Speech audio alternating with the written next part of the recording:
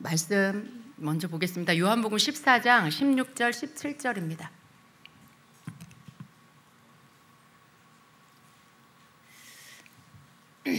시작.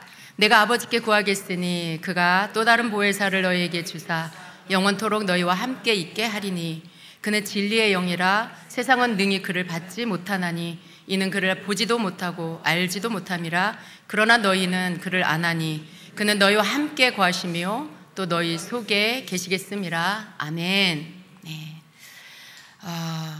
성령님에 대해서 오늘 좀 같이 나눌 것입니다. 여러분, 우리가 지금 살고 있는 이 시대는요, 영적으로 성령 시대입니다. 그렇죠? 성령 시대에 우리가 살고 있습니다. 예수님께서 부활하신 후에 제자들에게 나타나셔서 하신 말씀, 첫 번째 사역이 무엇이었죠? 숨을 내쉬면서 성령을 받으라 라는 말씀하셨어요. 예수님이 죽으시고 부활하셔서 제자들에게 오셔서 하신 첫 번째 일이 성령을 받으라 라는 말씀이었어요. 굉장히 의미가 있는 것입니다. 예수님은요, 하나님 아버지께로 돌아가시기 전에 제자들에게 말씀하셨어요. 내가 가서 아버지께 구하여서 또 다른 보혜사를 너희들에게 보낼 것이다 라고 하셨죠. 또 다른 보혜사를 보내겠다. 여러분, 왜 또 다른 보혜사라고 하셨을까요? 이 또 다른 보혜사라는 말의 그 원어를 보면요, 헬라어로 보면 헬라어에 다른이라는 단어가 두 가지 종류가 있는데요, 그 중에 하나는 알론이라고 합니다. 근데 이 단어는요, 원래의 것과 본질과 성격이, 그리고 그 성질이 완전히 똑같은 대상을 가리킬 때 사용하는 단어입니다. 그리고 또 하나는요, 헤테로스라고 하는데 이 단어는 본질과 성격과 성질이 완전히 다른 대상을 가리킬 때 이 단어를 씁니다. 근데 예수님께서 쓰신 이 또 다른 보혜사라고 할 때 여기서 사용한 이 다른이라는 단어는요, 첫 번째 거예요.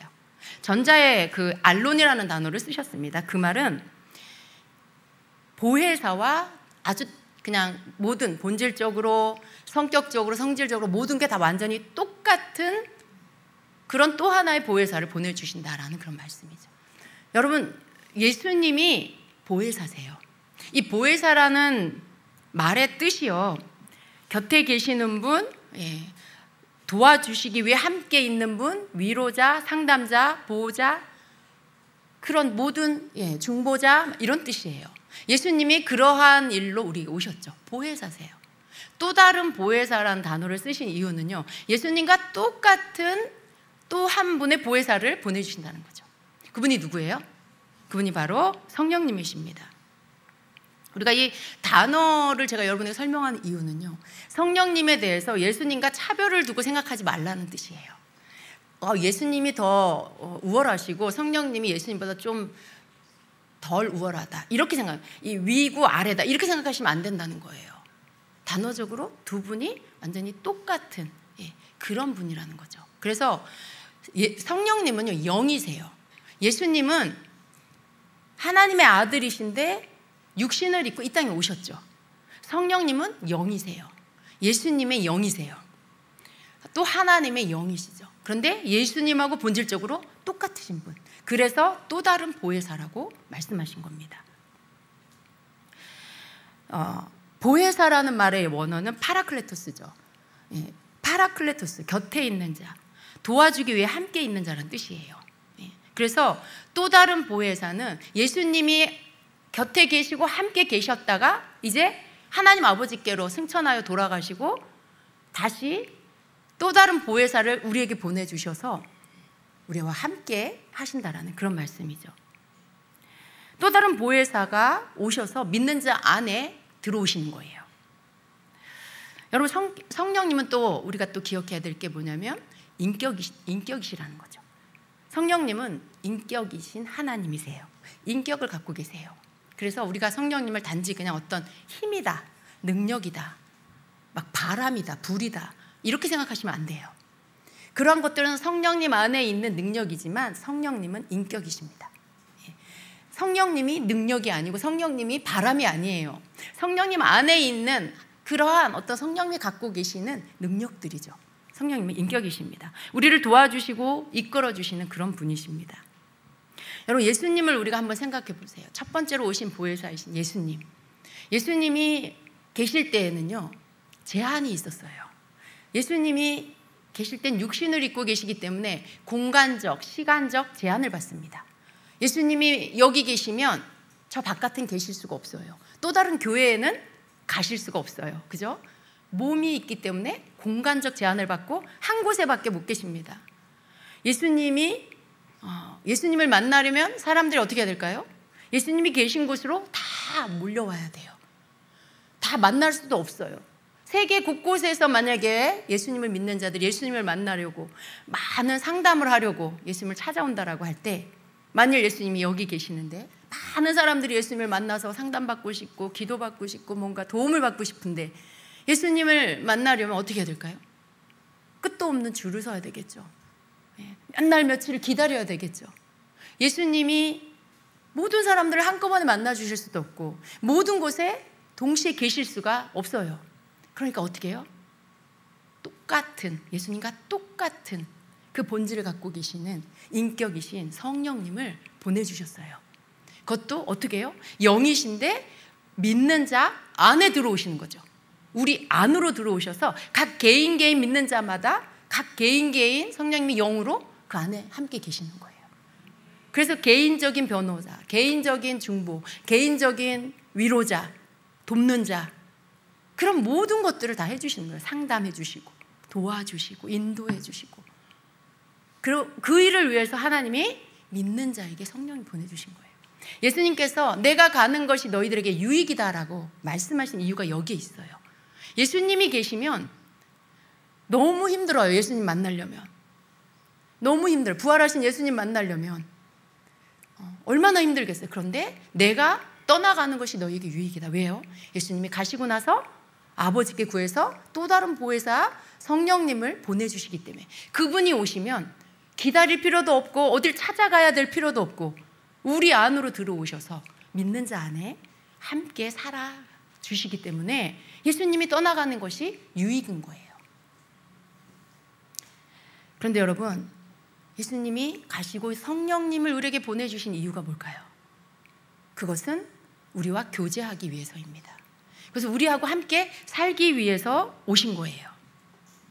사도행전을 보면은요, 성령님이 믿음의 사람들에게 분명하게 말씀하신 장면이 많이 나와요. 여러분, 성령님이 우리 안에서 말씀하고 싶어 하세요. 아까 예언적 선포를 통해서도 너무 하시고 싶은 말씀이 많대요. 제가 느끼는 거죠. 제 안에 계신 성령님이 여러분에게 제 입술을 통해서 말씀하시는 거예요. 내가 하고 싶은 말이 너무 많다. 교제하고 싶으신 거예요. 뭔가 가르쳐 주시고 싶고 도와주고 싶고 나타내주고 싶으신 그런 교제하고 싶으신 성령님이 우리 안에 계십니다. 여러분, 성령님이 여러분에게 말씀하고 싶어 한다는 걸 믿으십니까? 네. 성경에 보면, 사도행전에 보면요, 정말 성령님이요 많은 믿음의 사람들하고 그들에게 말씀하신 것을 우리가 볼 수 있어요. 그런 성령님께서 오늘도 믿는 자에게 말씀하신다는 걸 우리 믿어야 돼요. 여러분, 사도행전이 끝나지 않았다는 걸 믿으십시오. 사도행전은요, 예수님 다시 오실 때까지 이어지는 거예요. 사도행전에서 일어난 그 일들을 우리가 잘 보면요, 성령님께서 사람들에게 안에 오셔서 어떻게 일하시고 어떻게 교통하시는지, 그리고 무슨 일을 이루시는지를 우리가 볼 수 있어요. 그런데 우리가 그것을 성경 안에 있는 일이라고 그렇게 그냥 그때 그 시대에 있었던 일이야, 초대교회 때 있었던 일이야, 이렇게 끝내면 안 되고요. 그 일을 우리는 사모해야 돼요. 왜냐하면 그 성령님이 지금도 여전히 그때서부터 계속해서 성령 시대에 우리가 살고 있는 거예요. 그러니까 그 이야기는 곧 우리의 이야기가 되어야 한다라는 것입니다. 성령께서 우리와 교제하기를 원하시는데, 친밀한, 여러분, 우리가 성령님과 교제한다라고 할 때 어떻게 교제할까? 친밀한 사람과 사람 사이가 교제하는 그 방법과 절대 틀리지 않다라는 거예요. 가까운 사람, 나하고 친한 사람하고 만나서 차 한잔을 하면서 삶을 이야기해요. 근황을 이야기하고 요즘 어떤 고민이 있는지, 무슨 일이 있는지, 어떤 좋은 일이 혹은 어떤 힘든 일이 있는지를 나누는 거죠. 서로 삶을 나누고 서로 그렇게 대화하면서 서로의 일상을 잘 알게 되는 거예요. 이게 친밀한 사람과의 관계에서 교제하는 모습입니다. 성령님과의 교제 속에서 우리가 그런 것들을 해야 되는 거죠. 여러분, 근데 우리가 그렇게 하게 되면 일어나는 일이 뭐냐면 우리가 하나님을 더 알게 돼요. 하나님이 어떤 분인지, 하나님의 마음은 어떠신지, 나를 향한 마음이, 하나님의 마음이 무엇인지, 내게 무엇을 원하시는지, 무엇을 기뻐하시는지, 무엇을 슬퍼하시는지 그런 것들을 알게 되는 거예요. 그러면 점점 우리는 어떻게 돼요? 하나님과 더 친밀해지고 하나님과 더 사랑하게 되고 그분과 함께 있는 시간이 너무 행복하고 즐거워지고 그 시간을 자꾸 찾게 되는 거죠. 그러면서 굉장히 하나님과 친밀해지게 되는 것입니다. 성령님은요, 진리의 영이세요. 진리의 영이시기 때문에 우리로 하여금 우리와 교제하며 우리로 할 때 우리로 하여금 어떤 일을 하시냐면 자꾸 하나님의 말씀이 생각나게 하세요. 하나님의 말씀이 진리인데 성령님은 진리의 영이세요. 우리를 진리 가운데로 인도를 하시죠.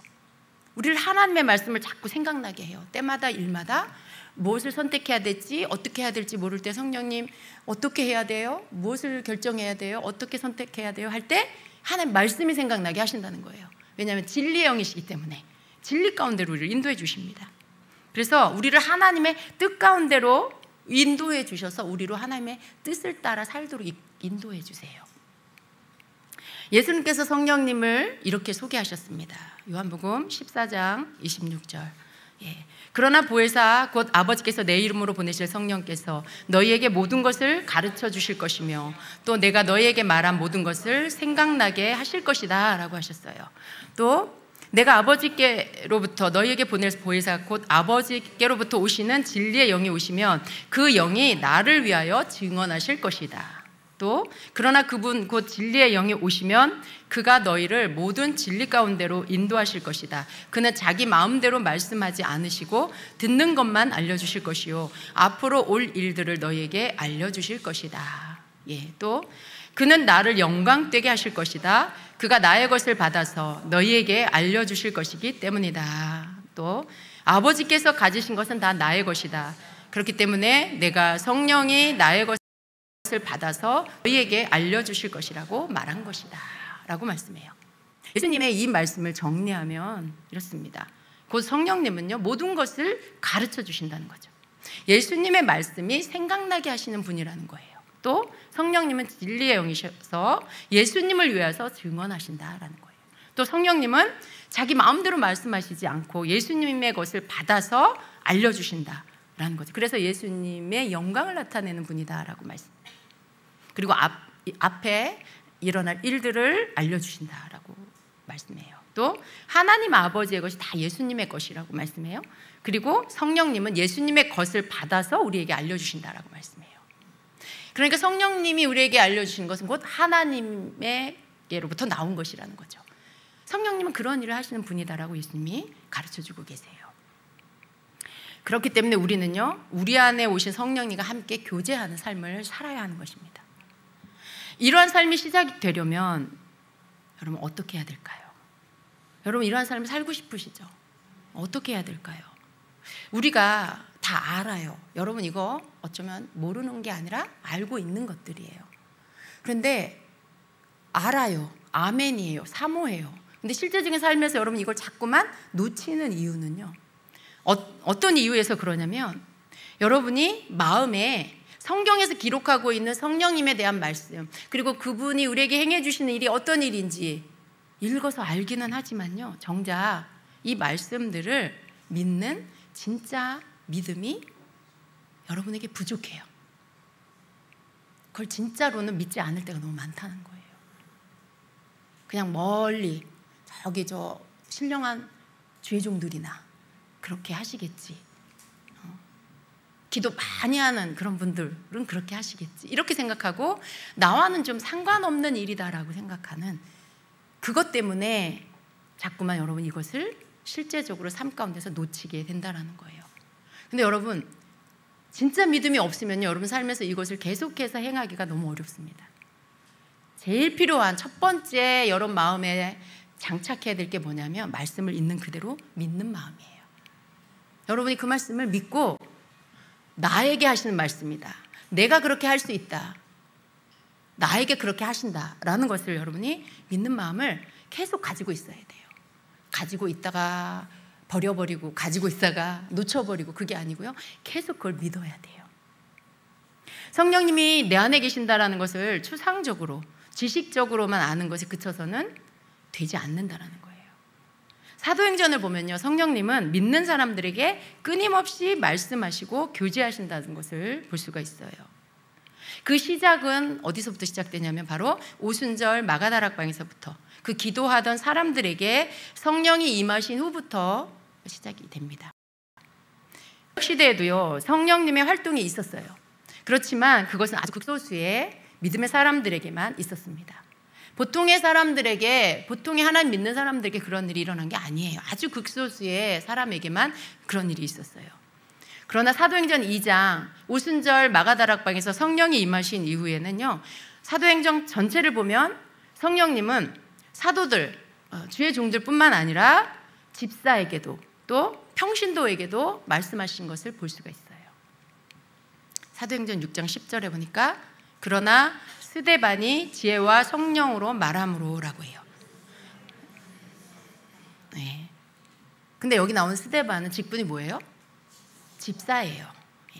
또 8장 29절에는 성령이 빌립에게 말씀하셨다. 가서 마차에 바짝 다가서거라. 빌립도 집사예요. 또 10장 19절에는 베드로가 그 환상을 곰곰이 생각하고 있는데 성령께서 말씀하셨다. 보아라, 세 사람이 너를 찾고 있다. 일어나서 내려가거라. 그들이 내가 보낸 사람들이니 의심하지 말고 함께 가거라. 베드로가 성령님이 이렇게 말씀하신 소리를 들었습니다.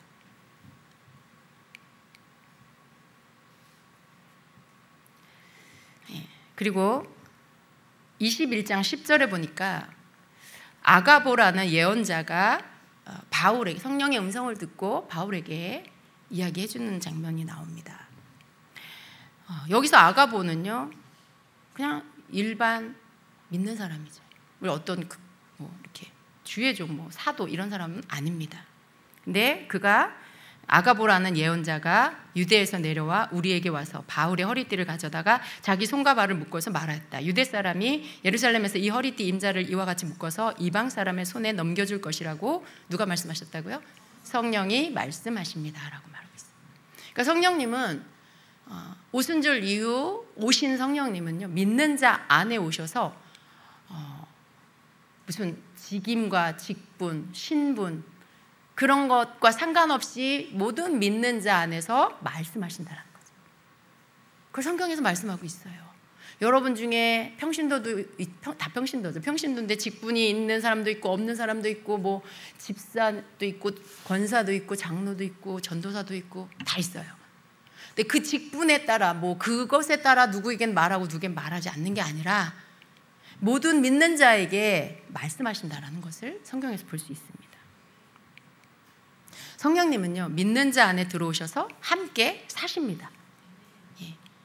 그래서 우리가 성령님을 의지하고 기뻐하고 도우심을 구하고 살게 되면요, 성령님은 우리를 도와주시고 우리를 이끌어 주신다는 거예요.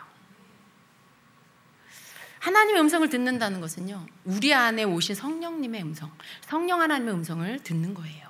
하나님과 예수님과 성령님은요, 일체예요. 그래서 성령님이 무언가를 말씀하시는 건 하나님이 말씀하시는 거예요. 예수님이 말씀하시는 거예요. 그래서 우리가 하나님의 음성을 듣는다 그러면 성령님의 음성을 듣는 걸 말하는 거예요. 성령님의 음성을 듣는 것에 어떤 공식이 있는 게 아니에요, 여러분. 요렇게 기도하고 요렇게 말하면 성령님의 음성을 들을 수 있어. 금식을 하면 성령님의 음성을 들을 수 있어. 주기도문을 100번 외우면 성령님의 음성을 들을 수 있어. 그런 게 아니에요. 그런 공식이 있는 게 아니에요. 물론 그런 걸 하다가 성령의 음성을 듣는 사람이 많아요. 그런데 그게 공식이 되거나 그럴 수는 없습니다. 성령님의 음성을 듣는 것은요, 무슨 비법이 있는 것이 아니고요. 오직 그 능력은요, 성령님과의 친밀한 관계에서 비롯된다는 것을 알아야 돼요. 관계밖에 없어요. 관계. 성령님과 나와의 관계를 잘 만들어가는 거, 관계를 아주 친밀하게 계속 그 관계를 키워가는 거, 이것밖에 없습니다. 계속 관계하는 거. 누군가하고 친해지려면 자주 만나야 되겠죠. 통화도 자주 해야 되겠죠. 마음도 자꾸 열어서 보여야 되겠죠. 내 이야기를 자꾸 해줘야 되겠죠. 그래야 더 친해지겠죠. 성령님과의 관계, 이러한 어떤 관계를 계속 잘 해나가면 성령님의 음성을 잘 듣게 된다라는 거예요. 창세기 5장에 보면은요, 에녹에 대한 이야기가 나오죠. 에녹은 하나님과 평생을 교제하고 동행하며 살았던 인물입니다. 우리 에녹의 말씀을 좀 읽어보겠습니다. 에녹은 65살에 무드셀라를 낳았다. 에녹은 무드셀라를 낳은 뒤에 300년 동안 하나님과 동행하면서 아들, 딸을 낳았다. 에녹은 모두 365년을 살았다. 에녹은 하나님과 동행하다가 사라졌다. 하나님이 그를 데려가신 것이다. 아멘. 뭐 특별하게 인생 가운데 뭔 업적을 남겼다, 뭐 사역을 열심히 했다, 그런 말씀이 없어요. 그냥 결혼해서 아들, 딸 낳고 살았대요. 뭐 밥 먹고 살았겠죠. 근데 거기에 특이한 게 뭐예요? 하나님과 함께 동행하면서 살았대요. 근데 그러한 에녹이 어느 날 사라졌고, 그게 하나님이 데려가신 거라고 성경 말씀하고 있어요. 죽음을 보지 않고 하나님이 이 땅에서 천국으로 옮겨가게 하신 거예요. 이건 정말 영광인 거죠. 여러분, 마지막 날에 예수님이 오실 때 성도가 받을 휴거의 모습이에요. 굉장한 큰 영광이죠. 근데 에녹이 그렇게 살다가 하나님 데려가셨다는 거죠. 하나님과 교제하는 거. 하나님과 교제하면요, 하나님과 친밀해지죠.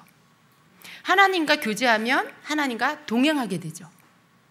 하나님과 동행하게 되면 그 다음에는 하나님과 동역하게 돼요. 저는요, 에녹의 이야기를 읽을 때마다 이 숫자가 참 눈에 들어와요. 에녹이 365년을 살았어요. 그런데 300년 하나님과 동행했어요. 그런데 모두 산 연수가 365년이에요. 365라는 숫자는 우리에게 딱 한 가지죠. 우리 모두에게 공통되게 적용되는 것 딱 한 가지예요. 그죠? 1년이 365일이에요. 거기에 365라는 이 365라는 숫자가 우리 모두에게 동일하게 적용이 됩니다. 근데 에녹이 산 숫자가 365예요. 그 말이 의미하는 게 뭘까요? 1년이 365일인데 365일을 하나님과 동행하며 살아야 된다라는 것을 의미한다고 저는 믿습니다. 하나님과 동행하게 되면, 우리가 하나님과 교제를 하게 되면 하나님과 친밀해지고요. 하나님과 교제를 하게 되면 하나님과 동행하게 되고요. 하나님과 동행하게 되면 그 다음은 하나님과 동역하게 돼요. 우리가 하나님과 동역한다. 그게 믿어지십니까? 여러분, 하나님과 동역하기 원하십니까? 어떻게 동역하실 건데요? 주의 종이 되시렵니까? 선교사가 되시렵니까? 여러분, 동역을 한다는 것에는요, 너무 우리의 이 생각으로 딱 고정되어 있어. 하나님과 동역하는 거는 주의 일을 하는 거야. 목회자가 되든지 선교사가 되든지 뭐 그렇게 주의 일을 하는 사람으로 그렇게 전임사역자가 되는 거, 평생을 주님을 위해 일하는 사람이야, 이렇게 생각하죠. 그런데 여러분, 하나님과 동역한다는 단지 그것만이 아닙니다. 여러분, 하나님과 동역한다는 건 여러분 일상에 여러분 직업을 갖고 여러분의 일을 하면서 하나님과 동역하는 거예요. 주의 종으로 부름받은 자는 주의 종으로서 하나님과 동역하는 거고요. 평신도의 자리에 있는 분들은 평신도의 자리에서 하나님과 동역하는 거. 모든 믿는 자가 하나님과 동역해야 하는 것입니다. 근데 그 동역이 하나님과 동행할 때 동역할 수 있게 돼요. 그 동행은 하나님과 교제할 때 동행할 수 있게 돼요. 그래서 우리는 우리 안에 오신 성령 하나님과 교제하는 것, 이것이 되어져야 하나님과 동행, 하나님과 동역이 계속해서 진행되어져서 할 수 있게 된다는 것입니다. 여러분, 하나님의 뜻이 뭔 줄 아세요? 왜 하나님은 우리를 불러 구원하시고 성령님과 함께 살며 동행하면서 하나님의 동역자가 되게 하실까요? 예. 답을 말해버렸네요. 하나님이 우리를 구원하신 그 이유, 성령님과 함께 살면서 동행하게 하시는 그 이유는요, 우리로 하나님의 동역자, 하나님의 통로가 되게 하시려고 그렇게 하신다는 거예요. 결국은 우리의 마지막으로 이루어야 할 게 뭐냐면 하나님과 동역할 수 있는 자가 돼야 돼요. 하나님이 나를 통로 삼아서 하나님의 일을 이루어 가실 수 있도록 우리가 거기까지 이루어야 되고 계속해서 그 상태를 계속 유지해 나가야 한다는 것이죠.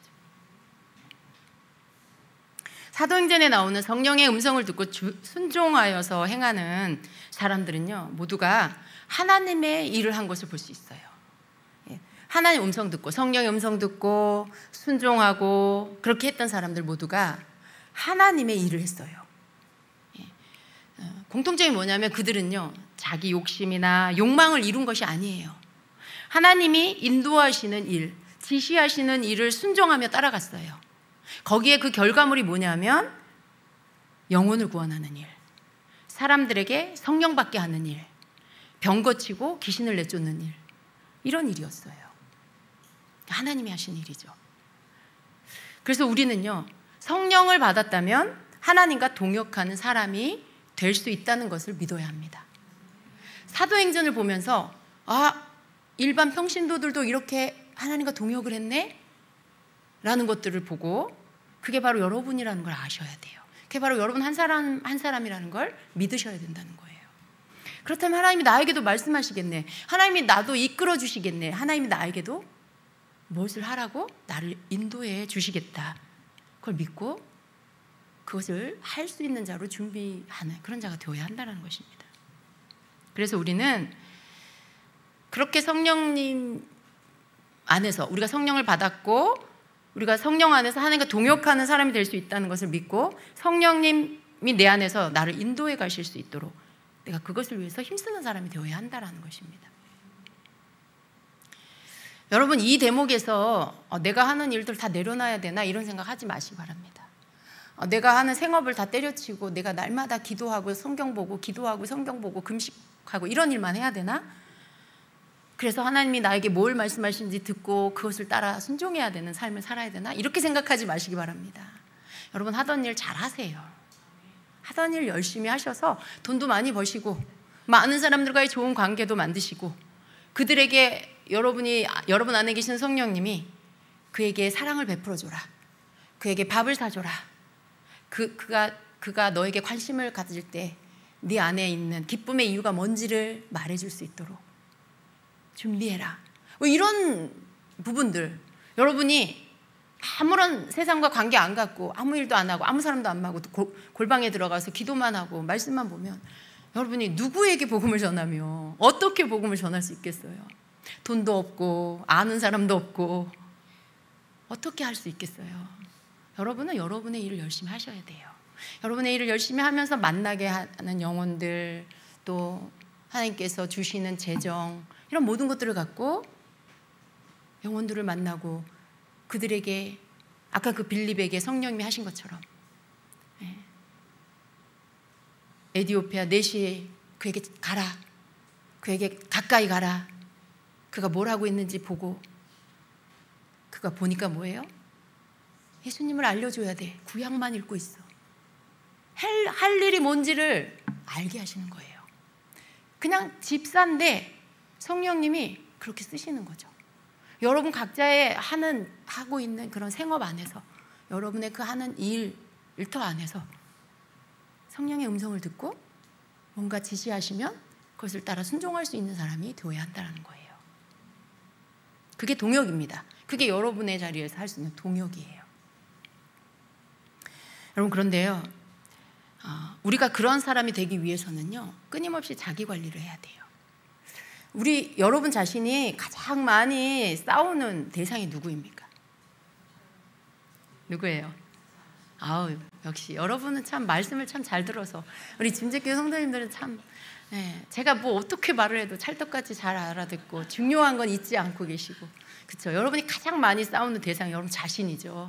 악한 원수 마귀가 아니라 바로 여러분 자신, 나 자신하고 제일 많이 싸워요. 갈등하고 계속 서로 밀당하고, 그죠? 여러분 안에 막 두 마음이 서로 싸워가지고 이리 잡아당기고 저리 잡아당기고, 성령께 순종하라고 하는데 이쪽에서는 뭐 먹으러 가자, 놀러 가자, 돈 벌러 가자, 예배 다음에 드려 막 이러고, 오늘은 쉬어 막 이러고 여러분 안에서 계속 그런 싸움이 있어요. 근데 우리가 성령님의 음성을 잘 듣고 그렇게 성령님과 잘 교제할 수 있는 관계가 되려면요, 바로 그것을 가장 방해하고 있는 여러분 자신을 잘 관리해야 돼요. 계속 이 싸움에서 여러분이 이 싸움을 계속 해야 되고, 이 싸움에서 여러분이 이겨야 돼요. 그런데 이제 여기에서 많은 분들이요, 이 싸움을 그냥 싸우고만 있어요. 계속 밀당하고 갈등하고 이렇게 해야지 했다가 또 연약한 육신에 져서 그냥 무너지고, 그래서 육신이 시키는 거 그냥 하고, 그러고 또 어떻게 해요? 교회 오면 또 회개하고 그리고 또 결단하고, 그리고 돌아가선 또 어떻게 해요? 또 지속하지 못하고. 그러면 계속 이게 반복이 되는 거예요. 그러다 보니까 영적인 이 성장에 하나님과 동역할 수 있는 정도의 성장이 되어야 하는데, 거기까지 이르지 못하고 계속 그 근처에만 갔다가 돌아오고 하는 이 상태로 머물러 있죠. 근데 여러분, 우리가 싸워야 하는 것은 바로 이 싸움을 계속 그냥 싸우고만 있고 갈등만 하고 있는 게 아니고요, 물리쳐야 돼요. 싸운다는 것은요, 실제로 무기를 사용해서 너 아니면 내가 한쪽은 죽는 거예요. 한쪽은 패배하고 한쪽은 승리하는 게 싸움이어야 돼요. 근데 계속 그냥 싸우고만 있어, 이렇게 그냥. 그러다 보니까 지치잖아요. 이 싸움, 전쟁이 길어지면 너무 힘들어요. 지쳐요. 여러분, 이 싸움을 이길 수 있도록 하나님이 이미 우리에게 무기를 주셨다는 거죠. 무기를 이미 주셨어요. 그것은 바로 예수 이름의 능력입니다. 그런데 여러분, 우리가 이 예수 이름의 능력을 발휘하게 하려면요, 나 자신의 이 하나님 앞에 죄송스럽고 부끄럽고 항상 성령의 내 영에 내 안에 성령이 이끄는 걸 따르지 못하고 내 육을 따라 행했던 것들을 회개하는 것, 육신의 소욕을 따랐던 것들을 회개하는 이 회개가 먼저 있어야 됩니다. 여러분이 회개하고 그리고 예수 이름으로 선포하는 것. 그래서 여러분을 계속 약하게 하고 육신의 생각을 막 충동질해서 육신의 생각들이 여러분을 지배하게 만드는 악한 영, 이것들을 예수 이름으로 다 물리쳐야 돼요. 계속 여러분이 물리쳐야 돼요. 몇 번 하다가 마는 게 아니고 계속해서 그 무기를 사용해서 죄를 버리고 죄를 회개하고 예수 이름을 담대히 선포해서 여러분을 자꾸만 끌어당기고 앞으로 나아가지 못하게 하는 것들을 예수 이름으로 물리쳐야 합니다. 악한 영은요, 여러분, 항상 그 빌미를 무엇으로 삼냐면 내 속에 육신의 소욕, 내 육신의 욕구가 강한 것들을 항상 미끼 삼아요. 그게 생각나게 하고 끌리게 하고 충동질하고, 그래서 그것들을 딱 거절하지 못하게 합니다. 항상 내가 관심이 많은 거, 항상 내가 좋아하는 거, 내가 막 이 땅에서 막 내 마음의 어떤 소욕으로, 욕심으로 자꾸 일어나는 거, 그게 물질이면 자꾸 물질 문제로, 그게 뭐 먹는 거면 먹는 걸로 자꾸만 유혹을 해요. 그게 막 세상적으로 막 뭔가 즐기고 게임을 하게 하고 막 뭐 세상적인 쾌락을 막 즐기게 하고 이런 거면 자꾸 그런 것들을 삶에 가져다 가까이에 막 오게 해요. 그런 사람을 붙이든지 그런 환경 가운데로 막 가게 하든지 해서 자꾸 유혹을 하는 거죠. 근데 여러분, 그럴 때마다 어떻게 해야 돼요? 거절할 수 있는 것들을 거부하는, 그리고 예수 이름으로 그것들을 물리쳐서 떠나가라고, 그것들을 떠나가라고 선포하고 명령을 해야 한다는 거죠. 마귀를 대적하라, 그리하면 어떻게 한다고요? 너희를 피하리라. 우리 힘으로 안 돼요. 이게 우리 힘으로, 우리의 의지로, 우리의 어떤 힘으로만 이것들을 이길 수가 없어요. 그래서 어떡하라고요? 대적하라고 하신 거예요. 대적하라. 대적한다는 건 예수 이름으로 가, 예수 이름으로 떠나, 이렇게 하는 게 대적하는 거예요. 뭐라고 말을 해야 돼. 그냥 주님 도와주세요, 도와주세요, 이렇게만 하고 있는 건 대적하는 게 아니에요. 예수 이름으로 가, 이렇게 단호하게 이렇게 하는 게 대적하는 거예요. 그러면 어떻게 한다고? 피하리라. 네가 누군지 보고 피하리라가 아니에요. 믿음이 있으면 피하리라, 이것도 아니에요. 여러분이 그렇게 명령하고 대적하면 여러분을 피해서 간다라는 거죠.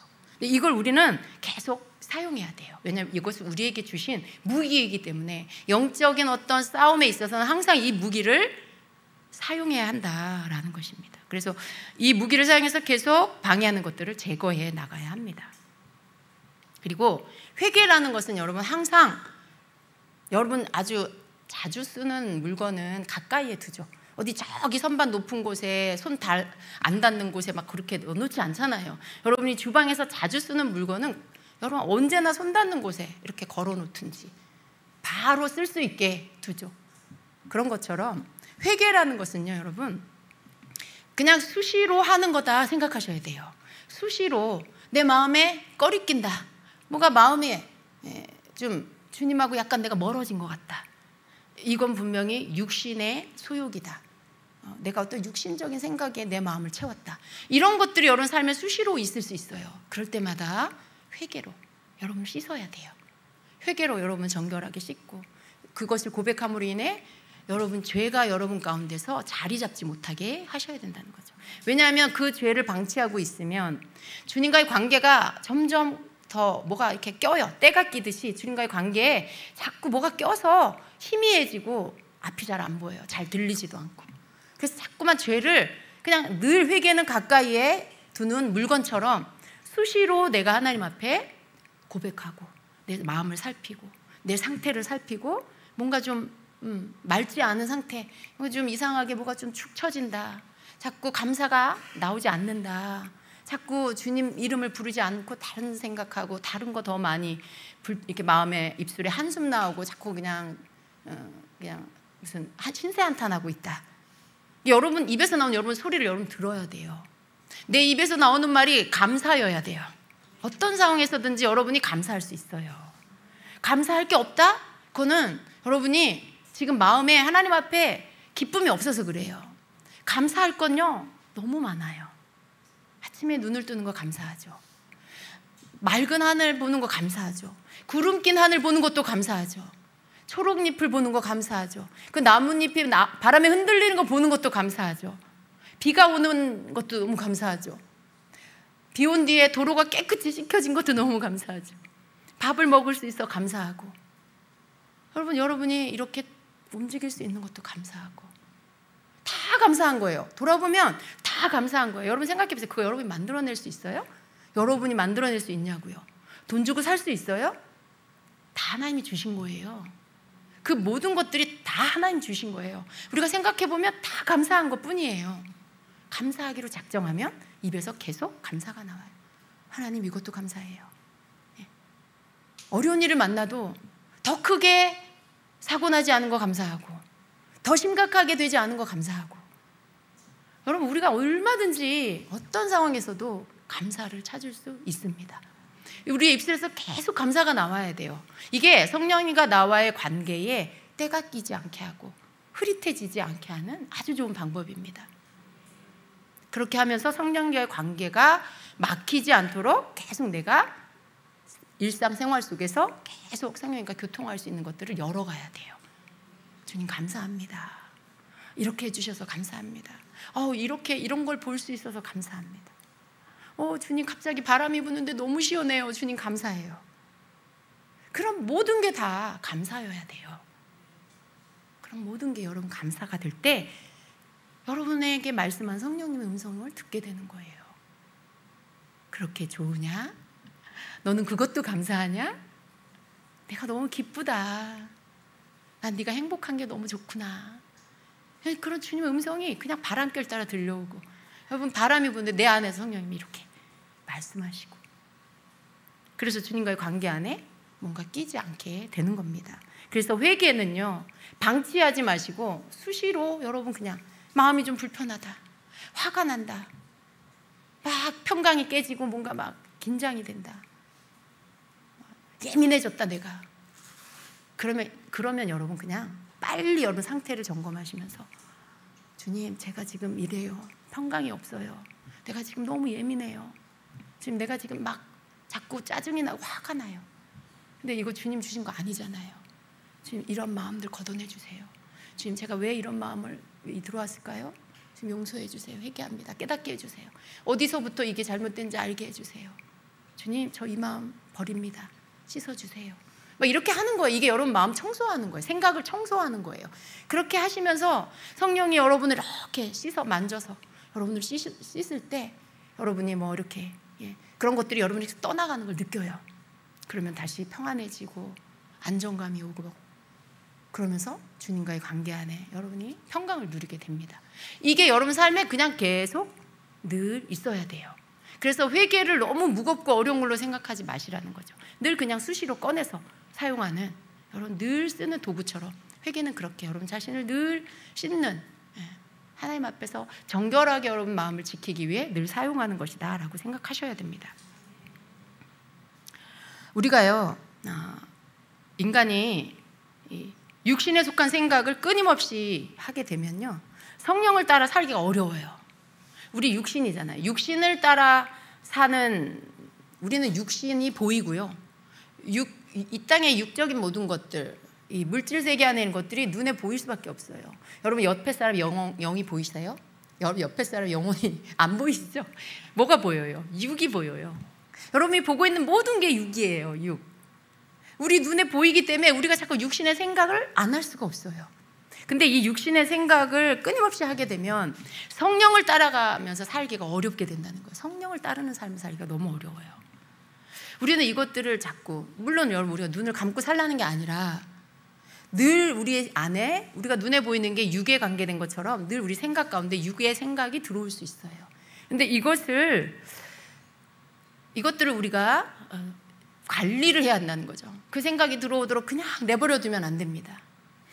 우리는요, 한꺼번에 두 가지 생각을 할 수가 없어요. 육의 생각을 하면서 동시에 영의 생각을 할 수가 없어요.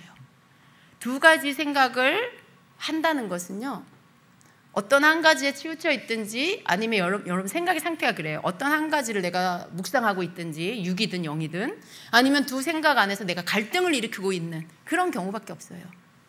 두 가지 생각을 동시에 하면서 뭔가를 행할 수가 없다라는 거예요. 그죠? 그렇죠, 여러분? 육의 생각을 하면서 영적인 것들을 막 추구할 수 있어요? 영적인 생각을 하면서 육의 생각들을 여러분이 막 따라갈 수 있어요? 그럴 수는 없는 거예요. 우리의 생각은 한 가지밖에 못 합니다. 두 가지를 하고 있다라는 것은 갈등을 일으키고 있는 거예요. 아, 내가 이거 해야 되는데, 이 생각도 나. 내가 이거 해야 되는데, 주님, 예를 들어 성령님이 주신 생각. 내가 말씀 묵상해야 되는데, 근데 내가 좀 누구한테 전화하고 싶어. 지금 맛있는 거 먹고 싶어. 예를 들면요, 여러분, 이 두 가지 생각을 막 해요. 근데 두 가지 생각을 같이 갖고 있을 때 어떤 것도 할 수가 없어요. 그냥 갈등만 하는 거예요. 한 가지 버려야 돼요. 두 가지 생각 중에 한 가지만 우리가 할 수 있다는 거예요. 로마서 8장 5절은요, 육신을 따라 사는 사람은 육신에 속한 것을 생각하나 성령을 따라 사는 사람은 성령에 속한 것을 생각합니다 라고 말씀해요. 이 두 가지를 같이 할 수가 없는 거예요. 그래서 우리는 어떻게 해야 돼요? 주의 말씀을 따라 영의 일들을, 영의 생각을, 영의 일들을 계속 추구하면서 내가 이걸 해야 하는데 육신의 생각이 떠올라서 이걸 방해한다면 이걸 육의 생각을 물리쳐야 되겠죠. 어떤 때는 순서가 나를 힘들게 할 때가 있어요. 나는 지금 영의 일을 하려고 하는데, 그걸 행하려고 하는데 육의 일이 생각이 나요. 그러면 그러면 이거 육의 일 빨리 해놓고 이거 먼저 빨리 하고 그 다음에 영적인 일을 해야 되겠다라고 타협하죠. 여러분이 이렇게 합리적으로 이거 해놓고 이거 하자. 별일 없을 거야. 별일 없을 거야라는 생각조차도 안 하고 이거 빨리 해놓고 이거 하자. 영의 일 하자. 그래서 이걸 막 해요. 여러분이 뭔가 주님과 집중하고 주님 앞에 기도의 시간을 가지려고 하는데 여러분 가족이, 여러분 자녀가 막 와가지고 엄마 잠깐만 와봐 막 이러면서 여러분에게 말을 시키면서 그 시간에 자꾸 여러분을 밖으로 끌어내. 그래서 그럼 빨리 하고 와서 기도해야지. 가면 어떻게 돼요? 가면 뭐 여러 가지가 뭐가 있어요. 뭐 그냥 뭐 잡담 뭐 이런 거 막 있어요. 근데 그걸 하고 오면은 기도도 하고 싶은 마음도 식어져 버리고 집중도 안 되고 그리고 또 다른 일이 또 생기고 뭐 이러면서 이게 흐지부지 돼 버려요. 여러분 어떤 일을 해놓고 이거 육신의 일을 하고 영의 일을 해야 되겠다 라고 생각하지만 그 타이밍을 놓치면 이건 흐지부지 돼 버려요. 흐지부지, 집중이 안 돼 일단. 그리고 마음이 산만해지고 집중이 안 돼. 흐지부지 돼 버려서 이것을 못하게 돼 버린 일들이 많아요. 이게 사단이 쓰는 수법이에요. 사단이 여러분으로 하여금 그곳에 집중하지 못하게, 성령의 영의 일을 집중하지 못하게 흩어뜨리는 방법이에요. 그러니까 어떻게 해야 될까요? 그냥 딱 단호하게 엄마 지금 기도할 거니까 이따가 기도 끝나고 이렇게 딱 끊을 수 있어야 돼요, 여러분. 그런 게 되어질 때 여러분이 성령을 계속 따라가는 일들을 할 수 있고 주님과의 관계, 성령과의 관계를 계속 유지해 갈 수가 있어요. 이게 굉장히 소소해 보이지만요. 이게 한 번, 두 번, 세 번, 하루 이틀, 3일 연속으로 계속 이어지면요. 여러분의 모든 영적인 집중력은 다 떨어져 버리게 됩니다. 하나님과의 동역의 관점에서 성경을 잘 읽어보면요. 하나님은 처음부터 마지막까지 사람들과 동역하셨다는 걸 볼 수 있어요. 첫사람 아담에서부터, 최초의 인류의 첫사람이 아담이잖아요. 아담에서부터 요한계시록을 기록한 사도 요한에게 이르기까지 하나님은요, 사람과 교제하시고 동역하셨다라는 것을 알 수 있죠. 사람을 통해서 동역하시면서 하나님의 일을 하셨다는 걸 알 수 있어요. 하나님은요, 우리와 동역하시기를 원하십니다. 그 일을 위해서 예수님을 믿는 자에게 성령을 보내주신 거예요. 그래서 우리로 성령 충만한 상태가 돼서 하나님과 동역하기를 기다리신다는 거죠. 여러분이 성령 충만하기를 기다리고 계세요. 그래서 우리가 어떻게 해야 될까요? 날마다 성령 충만을 구해야 돼요. 성령의 인도함을 받아서 하나님께서 하게 하시는 일을 했던 사람들의 공통점은요, 모두가 성령 충만한 상태였다는 거. 그렇습니다. 사도행전 2장 4절에 보면 같이 읽어요. 그들은 모두 성령으로 충만하게 되어서 성령이 시키시는 대로 각각 방언으로 말하기 시작하였다. 또 8절에 4장 8절 그때에 베드로가 성령이 충만하여 그들에게 말하였다. 또 그들이 기도를 마치니 그들이 모여있는 곳이 흔들리고 그들은 모두 성령으로 충만해서 하나님의 말씀을 담대히 말하게 되었다. 또 그러니 형제자매 여러분, 신망이 있고 성령과 지혜가 충만한 사람 7을 여러분 가운데서 뽑으십시오. 그러면 그들에게 이 일을 맡기고 7 집사를 뽑을 때 성령이 충만한 사람을 뽑았어요. 또 스데반이 성령이 충만하여 하늘을 쳐다보니 하나님의 영광이 보이고 예수께서 하나님의 오른쪽에 서 계신 것이 보였다라고 말씀. 바나바는 착한 사람이요 성령과 믿음이 충만한 사람이었다라고 말씀. 성령이 충만한 거 굉장히 중요하다는 거죠. 우리가 하나님과 동역하려면 성령 충만해야 돼요. 하나님 어떤 사람을 쓸 수 있냐면 성령 충만한 사람을 쓸 수 있어요. 우리가 성령 충만할 때도 있고 충만하지 않을 때도 있죠. 근데 우리는요, 늘 성령 충만을 구해서 우리로 성령 충만한 상태로 계속해서 살아갈 수 있도록 우리 자신을 그렇게 만들어 가야 됩니다. 하나님은요, 우리가 성령 충만하기를 구하면 우리에게 성령의 충만함을 주십니다.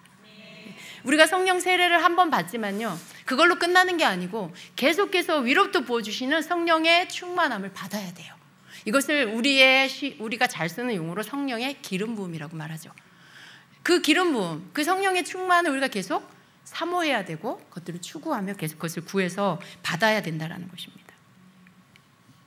그래서 우리가 성령님을 의지하고 또 성령님께 내 모든 삶을 의뢰하고 교제하고 그리고 친밀한 시간을 늘 갖는 것, 이게 성령 충만할 수 있는 비결이에요. 성령님은 그러한 자에게 더욱 더 충만하게 임하셔서 우리 안에 성령님이 한쪽 구석에 이렇게 밀려 계시는 게 아니고 우리 안에 중심에서부터 충만하게 계셔서 우리의 모든 생각, 의지, 우리의 모든 것들을 이끌어 주시고 그분이 다스리고 통치하시는 충만한 상태가 되도록 만들어 주신다는 것입니다. 그래서 우리로 성령님이 인도하시는 대로 살아가도록 우리를 그렇게 만들어 주신다는 것입니다. 자, 로마서 12장 11절 같이 읽습니다. 열심을 내어서 부지런히 일하며 성령으로 뜨거워진 마음을 가지고 주님을 섬기십시오. 갈라디아서 5장 16절 내가 또 말합니다. 여러분은 성령께서 인도하여 주시는 대로 살아가십시오. 그러면 육체의 욕망을 채우려 하지 않을 것입니다. 갈라디아서 5장 25절 우리가 성령으로 삶을 얻었으니 우리는 성령이 인도해 주심을 따라 살아갑시다. 에베소 5장 18절 술에 취하지 마십시오. 거기에는 방탕이 따릅니다. 성령의 충만함을 받으십시오. 라고 말씀합니다. 여러분, 성령 충만을 구하시기를 축복합니다. 왜 우리가 성령 충만해야 하는지를 말씀을 통해서 여러분이 믿으시고요. 그 성령 충만을 여러분이 구하셔서 받는 자가 되시기를 축복합니다. 저는요, 성령께서 더 많은 영혼들을 구원받게 하는 교회가 되라라고 하시는 그 음성을 들었다라고 지난 금요일에 말씀드렸어요. 근데 제가 그 음성을 들은 후에 교회가 무엇을 해야 하는지 성령님께 구했죠. 그 후에 사역을 위한 그 컨퍼런스에 다녀오게 됐습니다. 근데 그 컨퍼런스를 통해서 하나님께서 새로운 생각의 전환을 주셨습니다. 우리가 어떤 방식으로 변화를 추구해 나가야 하는지 묵상하며 또 기도할 때 성령님은 계속해서 성령님을 조명해 주시는 거예요. 주님, 우리 교회가 어떻게 바뀌어가야 되나요? 우리가 무엇을 해야 되나요? 라는 것들 계속 주님께 묵상하면서 구했어요. 그런데 성령님을 조명해 주시는 거예요. 성령님과 함께 동역하는 것에 대해서 계속 저에게 새로운 계시를 주세요. 왜 그걸 해야 하는지, 그렇게 했을 때 어떤 결과가 오는지, 이런 부분들을 계속 조명해 주시면서 저에게 새로운 눈을 뜨게 해 주십니다. 결국 변화는요, 우리가 만들어내는 것이 아니라 성령님을 따를 때 그 변화가 온다라는 거죠. 그리고 부흥은요, 우리가 성령님을 따르고 그분이 앞서 일하실 수 있도록 할 때 부흥이 온다라는 거죠. 그 부흥은 곧 구원받을 자들이 교회로 오는 거예요. 치유받을 자들, 예수님을 믿고 새 삶을 살아야 할 자들이 교회로 오는, 이게 부흥이에요. 여러분이 새롭게 변화되는 게 부흥이에요. 여러분이 잃어버린 열정을 되찾고 주님을 사랑하는 뜨거운 마음을 되찾는 거, 이게 부흥이에요. 이러한 부흥들, 우리 안에서의 부흥, 밖으로부터 믿지 않는 자들이 들어와서 예수님을 믿게 되는 부흥, 이 모든 부흥이 우리가 만들어내는 것이 아니라 우리가 어떤 프로그램적으로 뭔가 어떤 시스템적으로 뭘 새로운 걸 만들고 새로운 것들을 해나간다고 해서 오는 게 아니라 성령님이 우리 안에 계셔서 우리가 그분에게 집중하고 우리가 그분의 인도함을 따르고 순종해 나갈 때, 그분의 음성을 듣고 그분이 말씀하시는 것들을 사도행전의 사람들처럼 따라서 행할 때, 순종할 때 성령님이 하시는 일들로 인하여 거기에서 변화와 부흥이 오게 된다라는 것이죠. 이걸 성령께서 저에게 조명해 주시는 거죠. 그래서 성령님이 일하시도록 우리가 돕는 사람이 돼야 됩니다. 우리는 성령님이 우리를 통해서 일하시도록 우리가 돕는 사람이 돼야 돼요. 아, 성령님 나를 도와주세요, 우리가 하는 일을 도와주세요, 이게 아니고요. 성령님, 우리는 성령님과 개인적으로 또 교회적으로 친밀해져야 돼요. 오늘 말씀 전한 것처럼 여러분이 개인적으로 주님과 친밀해지고 그분과 교제하고 그분과 동행하고, 그래서 그분과 동역할 수 있는 그런 사람으로 여러분이 준비되셔야 되는 거죠. 그랬을 때 성령님이 이끄시고 성령님이 말씀하신 것들을 따라가는 교회가 되는 것입니다. 내 안에 계시는 성령님이 또 우리가 모일 때, 성전에 모이고 예배할 때 역사하시는 성령님이 얼마나 우리와 함께 교제하며 함께 동역하기를 원하시는지를 우리가 알아야 돼요. 우리가 그것을 깊이 알아야 돼요. 주님께서 계속, 성령님께서 계속 저에게 그것들을 깨닫게 해주십니다. 그런데 그 동역에 여러분도 있다라는 것을 제가 말씀드리는 거예요. 여러분도 성령님과의 동역에 여러분이 있어요. 여러분이 준비되셔야 돼요. 여러분이 앞으로 힘든 자, 아픈 자에게 손을 얹어 기도해 주셔야 되고요. 여러분이 때로는 그 사람을 누르고 있는 악한 영을 내쫓으셔야 되고요. 여러분이 여러분 마음의 감동에 성령이 말씀하시는 것을 그 사람에게 전달해 주셔야 되고요. 여러분이 그 사람을 위해서 중보하면서 그 사람의 심령이 살아나도록 기도해 줘야 되고요. 이런 일들을 여러분이 하셔야 돼요. 물론 여러분이 우리 교회 오신 거 환영합니다. 친절을 베풀고 사랑을 베풀고 잘 섬겨주는 거 이런 것도 해야 되지만요. 영적으로 성령님과 동행해서 그 사람들을 주님께로 인도하는 그러한 일들도 여러분이 하셔야 된다는 것입니다. 그러니까 어떻게 여러분 준비되셔야 돼요. 우리 하나님은 성령이 충만한 그런 사람들을 사용하십니다. 우리가 성령으로 충만하게 될 때 많은 영혼들을 우리가 주께로 인도하게 될 것입니다. 많은 영혼들이 주님께로 돌아오게 하는, 더 많은 영혼들이 구원을 받게 하는 교회가 될 것입니다. 우리가 성령님의 통로가 되어서 성령님의 마음껏 일하시고 나타나시게 하는 그런 교회가 되어야 합니다. 여러분 그렇게 되기를 원하십니까? 여러분이 그런 일을 하게 될까 봐 두려우신가요? 그런 생각들을 절대 갖지 마시기 바랍니다. 이제 더 이상 여러분은 그러한 어린아이의 자리에 계시면 안 되고요. 말씀을 믿고 주여 내가 여기 있사오니 나를 쓰시옵소서라고 할 수 있는 그런 자가 되셔야 합니다. 성령 안에서 가르치고 복음을 전하고 치유하고 이렇게 예수님의 사역, 예수님 전파하는, 복음을 전파하고 하는 이 예수님의 사역을 우리 모두가 해야 한다라는 것입니다. 그래서 여러분 우리가 성령의 충만 사모하고 우리의 삶의 초점을 성령님과 동행하면서 동역하는 일에 발을 맞추어 나가시기를 축복합니다.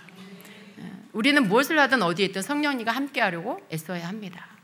모든 내 일상에 성령님이 함께 시간을 보내시도록 그분께 말을 걸고 도움을 구하고 감사하고 그분으로 인해 기뻐하는 그런 것들을 계속 고백하며 나아가는 여러분 되셔야 됩니다. 여러분 성령님이 기뻐하실 것입니다. 그리고 더욱 우리를 충만케 하실 거고요. 우리에게 말씀하실 거예요. 여러분에게 말씀하실 거예요. 그리고 여러분은 그것을 순종하시면 됩니다. 그러면 우리는 성령님과 어느새 동행하고 동역하고 있게 될 것입니다. 여러분 안에 계시는 성령님이 여러분에게 충만하게 임하셔서 여러분을 충만케 하셔서 여러분을 통해서 하나님의 일을 하시도록 여러분 자신을 하나님께 더욱 내어드리는 여러분 되시기를 축복합니다. 그러므로 여러분 강하고 담대하십시오. 여러분 강하고 담대하셔야 돼요. 더 이상 자기 자신과 싸우는 이 자리에 머물러 계시면 안 돼요. 뭘 해서 돈을 많이 벌까, 뭘 먹고 살까, 너무 거기에 빠져 있지 마시고 하나님이 기뻐하는 일, 성령님과 함께 교제하는 일을 하세요. 여러분 하는 일이 잘 될 거예요. 여러분이 발로 뛰고 애쓰지 않아도 여러분 하는 일에 축복하셔서 돈 많이 벌게 하실 거예요. 진짜예요, 여러분. 나는 주님의 일에 힘쓰고 주님을 사랑하고 주님이 기뻐하는 일을 순종하며 하나님은 여러분의 일을 해주신다는 걸 믿으시기 바랍니다. 그래서 이제 우리가 이 땅의 삶에서 하나님의 기뻐하는 삶으로 옮겨가는, 그래서 마음껏 주님이 우리를 통해 하나님의 일을 이루시도록, 그래서 다시 오실 주님이 오실 길을 예비하는 여러분이 되시기를 축복합니다. 아멘. 같이 기도하겠습니다.